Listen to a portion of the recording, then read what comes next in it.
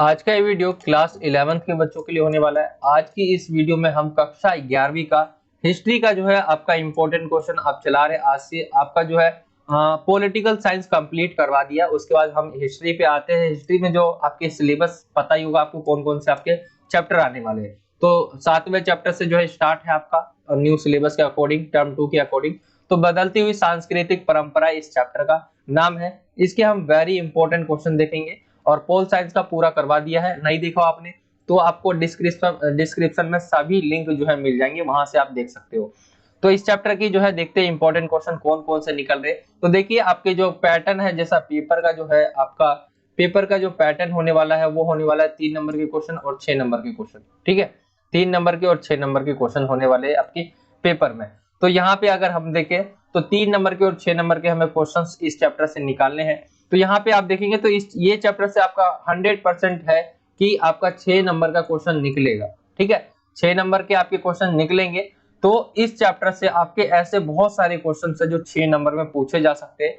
तो उसमें सबसे पहला क्वेश्चन है आपका पुनर्जागरण के मुख्य कारण क्या थे, आपको इसके बारे में बताना था। ये क्वेश्चन जो है आपका जो सैंपल पेपर है उसमें भी दिया गया था। ठीक है, आपका जो सैंपल पेपर था उसमें भी दिया गया था ये क्वेश्चन, और ये क्वेश्चन जो है 3 नंबर में पूछा था।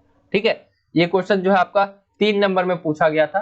तो इस क्वेश्चन को आप 6 नंबर का भी तैयार करके चलिए, क्योंकि इसके पॉइंट बहुत है, इसके कारण बहुत थे जो हम पुनर्जागरण के मुख्य कारण कह सकते हैं। ठीक है, तो पुनर्जागरण के मुख्य कारण क्या थे, आंसर देख लेते हैं हम इसके। यहाँ पे जो है कुस्तुनतुनिया का पतन एक मेन रीजन था। संपन्न व्यापारी वर्ग का उदय हो गया, धर्म युद्ध का जो है प्रभाव, राजकीय संरक्षण आदि जो प्रभाव और परिणाम।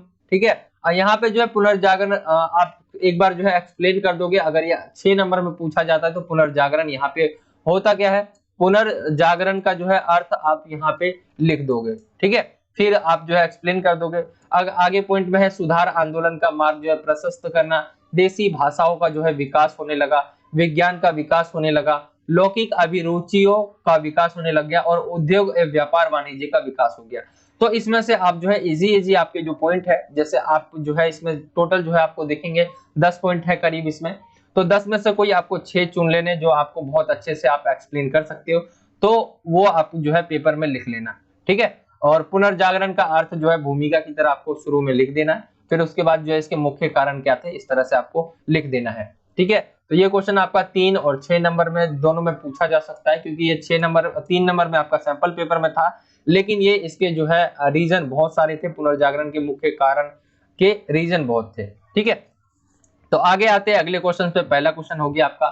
दूसरा क्वेश्चन है आपका 17वीं सदी के यूरोपीय लोगों के लिए दुनिया अलग कैसे दिखाई दी। तो 17वीं सदी के जो यूरोपीय लोग थे उनको किस तरह जो है दुनिया अलग दिखाई दी यूरोप में। ठीक है, यूरोपीय लोगों के बारे में पूछ रहा है। तो यहाँ पे जो है कुछ बदलाव हुआ होगा, इसीलिए जो है उनको जो है दुनिया जो है अलग दिखाई दे रही थी। तो क्या क्या बदलाव हुए, यूरोप में पुनर्जागरण हो गया, यूरोपीय देशों में जो है औद्योगिकरण हो गया, औद्योगिकरण के जो है फलस्वरूप जो है कच्चे माल की जो है मांग बहुत बढ़ गई, उपनिवेशवाद को जो है बढ़ावा हो गया।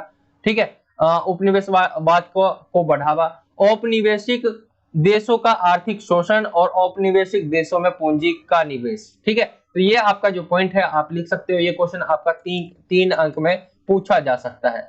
ठीक है, तो ये क्वेश्चन जो है 17वीं सदी के जो यूरोपीय लोग थे उनको किस तरह दुनिया अलग दिखाई दे रही थी। तो ये वो थे यूरोप में, जैसा कि पुनर्जागरण देखा, औद्योगिकरण हो गया। ठीक है, औद्योगिकरण अगर बढ़ गया तो कच्चे माल की मांग बढ़ गई है, उपनिवेशवाद को बढ़ावा हो गया, आर्थिक शोषण जो है औपनिवेशिक देशों का होने लग गया, और पूंजी निवेश होने लग गया औपनिवेशिक देशों में। तो ये आप इसके अंदर लिख लेंगे। आगे आते हैं अगले क्वेश्चन पे। अगला क्वेश्चन है आपका क्वेश्चन नंबर 3।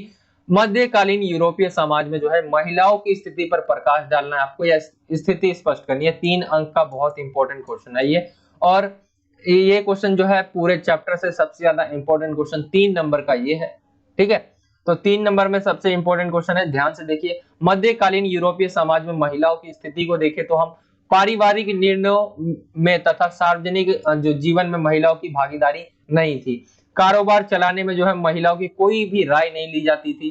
यद्यपि दहेज के जो कारोबार थे, जो भी दहेज मिलता था उनको क्या है कारोबार में लगा दिया जाता था। और व्यापारी महिलाओं की स्थिति भिन्न थी। जो महिला थोड़ी उच्च थी यानी व्यापारी वर्ग की थी, तो उनकी उन महिलाओं की स्थिति अच्छी थी। तो ये मध्यकालीन यूरोपीय समाज में महिलाओं की क्या स्थिति थी, ये आपके जो है 3 नंबर में आप ये पॉइंट जो है एक्सप्लेन कर देंगे।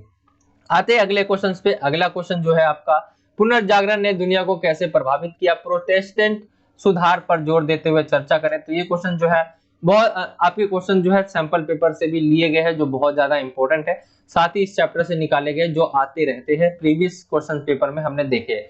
पुनर्जागरण से क्या अभिप्राय है, आप ये एक्सप्लेन कर दोगे, और ये क्वेश्चन 6 अंक में जो है पूछा जा सकता है, तो आप 6 नंबर के लिए इसको रेडी करना। पुनर्जागरण ने दुनिया को कैसे प्रभावित किया और प्रोटेस्टेंट सुधार पर जोर देते हुए चर्चा करना है। तो पुनर्जागरण के पहले पुनर्जागरण से क्या अभिप्राय है, यहाँ पे आप अर्थ जो है एक्सप्लेन कर दोगे, फिर जो है आगे लिखोगे पुनर्जागरण के प्रभाव क्या हुआ है।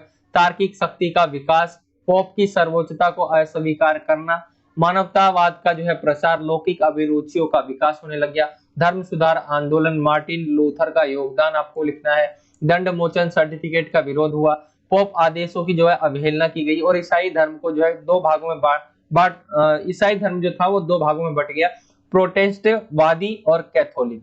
ठीक है, तो यहाँ पर कुछ इस तरह से जो है आप जो है इसके अंदर पॉइंट एक्सप्लेन करोगे। ठीक है, अब देखेंगे तो यहाँ पे क्वेश्चन जो है काफी सारे क्वेश्चंस एक जैसे लगते हैं हमें, जैसे कि ये क्वेश्चंस भी पुनर्जागरण के मुख्य कारण क्या थे, या मतलब ऐसे पॉइंट भी है जो सेम से लग रहे हैं। ठीक है, तो आपको थोड़ा क्वेश्चंस को समझना और फिर उसके आंसर देने हैं।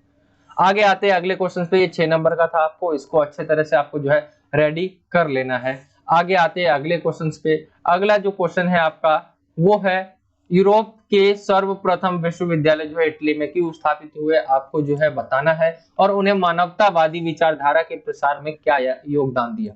उन्होंने मानवतावादी विचारधारा के प्रसार में क्या योगदान दिया, 6 नंबर में सबसे ज्यादा इंपॉर्टेंट क्वेश्चन है इस चैप्टर से। ठीक है, इस चैप्टर से 6 नंबर में यही है वो क्वेश्चन जो सबसे ज्यादा इंपॉर्टेंट है, तो इसको अच्छे से देख लेना है। यूरोप में सर्वप्रथम विश्वविद्यालय जो है, यूरोप के जो सर्वप्रथम विश्वविद्यालय इटली में क्यों स्थापित हुए, उन्होंने मानवतावादी विचारधारा के प्रसार में क्या योगदान दिया।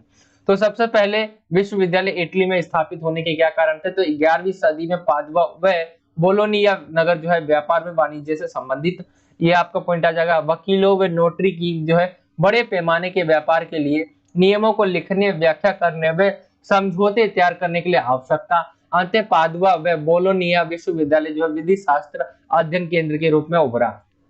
फ्रांचेस्को पेट्रार्क के प्रयत्नों से जो है कानून रोमन संदर्भ में पढ़ा गया, वहां के प्राचीन लेखकों की रचनाओं को भी पढ़ा गया। यहाँ पे ये आप पॉइंट एक्सप्लेन करेंगे। नई संस्कृति में धार्मिक शिक्षण के परे भी ज्ञान की अवधारणा, पेट्रार्क के स्थायी नगर निवास फ्लोरेंस में आदि में भी जो है विश्वविद्यालय मानवतावादी विचारधारा का प्रसार। नए विश्वविद्यालयों में व्याकरण, अलंकार शास्त्र, कविता, इतिहास में नीति, दर्शन विषय, इन विषयों को जो पढ़ाते थे उन अध्यापकों को क्या कहा गया, मानवतावादी। आगे है, ये विषय धार्मिक नहीं थे बल्कि उस कौशल को पर जो है बल देते थे जो व्यक्ति की चर्चा वाद विवाद से विकसित था। ठीक है, तो ये आप डाल देंगे इसके अंदर कि यूरोप में जो है सबसे पहले जो है इटली में क्यों स्थापित हुए। तो इटली में आप पहले से देखेंगे तो यहाँ पे वकील थे यहाँ पे, ठीक है, और यहाँ पे जो ये नगर थे ये पहले से ही थोड़े ऊपर थे, विकास मतलब विकसित देश थे। ठीक है, तो यहाँ पे जो है इटली में इसलिए हुआ। पादुआ जो बोलोनिया नगर था वो पहले से ही व्यापार और वाणिज्य से संबंधित था। अब व्यापार हुआ, वाणिज्य हुआ, तो लेखा जोखा आने लग गया धीरे धीरे जो है। फिर जो है आगे अब वकील उकील, फिर इससे धीरे धीरे जो है इन्होंने आगे जाके जो है विश्वविद्यालय इटली में स्थापित किया। और भी आपके यहाँ पॉइंट है। ठीक है, कौन कौन से विषय पढ़ाए गए, क्या कहलाए विषय पढ़ाने वाले, अध्यापक क्या कहलाए इन विषय को पढ़ाने वाले, बहुत सारी चीजें जो है आप इसमें लिख सकते हो। आते हैं अगले क्वेश्चन पे। अगला क्वेश्चन है, 14वीं शताब्दी को जो है पुनर्जागरण काल कहना कहां तक उचित है। तो क्या सही है पुनर्जागरण काल कहना 14वीं शताब्दी को, मेनली आप ये क्वेश्चन पूछा गया आपसे। ठीक है, तो देखिए सबसे पहले आपको क्वेश्चन समझना है। प्रश्न ये है कि क्या पहले का काल जो 12वीं और 13वीं शताब्दी था वो अंधकार का काल था, इस क्या मतलब क्वेश्चन को आपको सही से समझना है। उचित आपसे पूछा गया, उचित है कहने का मतलब है 14वीं शताब्दी जो है वो 12वीं 13वीं शताब्दी से बहुत अलग है क्या, पुनर्जागरण हुआ है क्या। तो इस पे देखते हैं हम। तो एक इंग्लैंड के पीटर बर्ग का सुझाव कि बर्ग हार्ट के विचार अतिशयोक्तिपूर्ण, इस काल और पहले के कालों के फर्क को क्या बढ़ा चढ़ाकर पेश किया गया है। ठीक है, यहाँ पे आप बताएंगे तो इस काल और जो पहले के काल थे 12वीं 13वीं शताब्दी के, उसको क्या बढ़ा चढ़ाकर पेश किया गया। पुनर्जागरण गतिशीलता व कलात्मक सृजनशीलता का काल तथा मध्यकाल अंधकारमय काल सही नहीं। मतलब पुनर्जागरण यानी 14वीं शताब्दी का काल क्या कहा जा रहा है कि वो क्या है, सृजनशीलता का काल यानी कलात्मक सृजनशीलता का काल या गतिशीलता का काल कहा जा रहा है। लेकिन उस काल को जो 12वीं 13वीं शताब्दी है उनको क्या कहा जा रहा है, अंधकारमय का काल। तो ये सही नहीं है। इटली में पुनर्जागरण से जुड़े तत्व 12वीं व 13वीं सदी में फ्रांस में साहित्यिक व कलात्मक रचनाओं के विचार पनपे। तो यहाँ पे बताया गया है 12वीं और 13वीं शताब्दी में ही जो है इटली में वो विचार पनप गए थे, फ्रांस में साहित्यिक व कलात्मक रचनाओं के विचार जो है पनप गए थे। ठीक है, तो यहाँ पे आप ये बताएंगे आगे जो इसके पॉइंट है, इस समय के बदलावों में केवल रोम व यूनान की क्लासिकी सभ्यता का हाथ नहीं था, बल्कि एशिया की विकसित प्रौद्योगिकी व कार्य कुशलता का भी हाथ, विश्व का बड़ा जो है क्षेत्र आपस में संबंध हो चुका था। तो यहाँ पे बताया गया है कि इसमें जो बदलाव हुए थे, इस काल में जो बदलाव हुए थे वो सिर्फ जो है रोम व यूनान की क्लासिकी सभ्यता का हाथ ही नहीं था, बल्कि एशिया की विकसित जो प्रौद्योगिकी थी वह कार्य कुशलता था उसका भी हाथ था। ठीक है, और आगे है, वास्तव में यूरोप के प्रारंभिक जो इतिहासकारों ने पुनर्जागरण पर यूरोप के केंद्रिक दृष्टिकोण को ही रखा है। ठीक है, तो यहाँ पे ये आप एक्सप्लेन कर देंगे, क्वेश्चन आपको समझना होगा। और ये क्वेश्चन और आपका इससे पहले जो मैंने आपको बताया ये क्वेश्चन दोनों ही आप कहेंगे तो एक बराबर ये इंपॉर्टेंट क्वेश्चन है 6 अंक में। ठीक है, दोनों ही बहुत ज्यादा इंपॉर्टेंट क्वेश्चन है 6 नंबर में, और मैं इसीलिए 6 नंबर का क्वेश्चन ज्यादातर ले रखा हूँ। 3-3 नंबर वाले देखेंगे आप तो 1-2 आपको क्वेश्चन मिल जाएंगे, हालांकि 6 नंबर वाले भी क्वेश्चन आपसे 3 नंबर में पूछे जा सकते हैं, जैसे ये वाला क्वेश्चन। ठीक है, बाकी इसके 10 पॉइंट है, लेकिन ये 3 नंबर में भी पूछा जा सकता है। कोई भी क्वेश्चन 3 नंबर 6 नंबर में पूछा जा सकता है, लेकिन जो मैंने 6 नंबर वाले ज्यादा क्वेश्चन लिए क्योंकि 6 नंबर का आपका कंफर्म है इस चैप्टर से पूछा जाएगा क्वेश्चन। तो इन अच्छे जो क्वेश्चंस को अच्छे तरीके से जो है रेडी करके आपको जाना है। ठीक है, और यहाँ पे जो है हमने इससे पहले अगर आप देखोगे तो हिस्ट्री का जो है आपका प्रैक्टिस पेपर जो है पूरा करवा दिया है। प्रैक्टिस पेपर आपका एक तो सैंपल पेपर है जिसे आप प्रैक्टिस पेपर कहते हैं, यहाँ पे जो है 2-2 प्रैक्टिस पेपर आपके करवा दिए। ठीक है, हिस्ट्री के तो आपके 3 प्रैक्टिस पेपर करवा दिए, जिसमें पहला आपका तो सैंपल पेपर था। ठीक है, पहला सैंपल पेपर था और दूसरा हमने खुद बनाया है और तीसरा भी हमने खुद बनाया प्रैक्टिस पेपर जिसे आप कह सकते हैं। तो इनको जो है सोल्व करके देखना है आपको, इनमें कैसे क्वेश्चंस पूछे गए। इन पेपर को पूरा का पूरा सोल्व करके देखेंगे आप, तो यहाँ पे आपको पता चलेगा आप कितना पढ़े हैं कितना नहीं पढ़े हैं। ठीक है, और हिस्ट्री का आपका 3 जो प्रैक्टिस पेपर करवा दिया है, तो इन पेपरों को जो है बहुत अच्छे तरीके से आपको तैयार कर लेना है। पहले से ही आप देख लेंगे तो आपको जो है पेपर में वो क्वेश्चंस इजी लगेंगे। ठीक है, तो हिस्ट्री का आपका, और आज से हमने इंपॉर्टेंट क्वेश्चन चला ही दिया है, तो इंपॉर्टेंट क्वेश्चन भी आपका 4 ही चैप्टर आ रहा है, तो उसको भी हम जल्दी खत्म कर देंगे हिस्ट्री का। तो ये था आपका पहला जो चैप्टर आप कह सकते हो एक तरह से पहली वीडियो टर्म 2 की। चैप्टर नंबर आपका 7 था, बदलती हुई सांस्कृतिक परंपरा इस चैप्टर का नाम था। इसके हमने इंपॉर्टेंट क्वेश्चन देखे हैं। आई होप कि आपको वीडियो अच्छा लगा होगा। वीडियो अच्छा लगा तो वीडियो को लाइक करें, ज्यादा से ज्यादा अपने दोस्तों में शेयर करें, और अगर आप हमारे चैनल पे नए हो तो नीचे जो है आपको रेड कलर का जो है सब्सक्राइब का लिखा हुआ बॉक्स दिखेगा, आप उस पर क्लिक करके जो है बेल आइकन को ऑल पे सेलेक्ट कर लेना, जिससे आप हमारी आने वाली जो वीडियोस है उसके नोटिफिकेशन देख पाओगे और आप हमारी वीडियो सबसे पहले देख पाओगे। तो यही था आज का वीडियो, मिलता हूं आपसे अगली और एक्साइटिंग वीडियो में। जब तक के लिए जय हिंद, जय भारत, वंदे मातरम।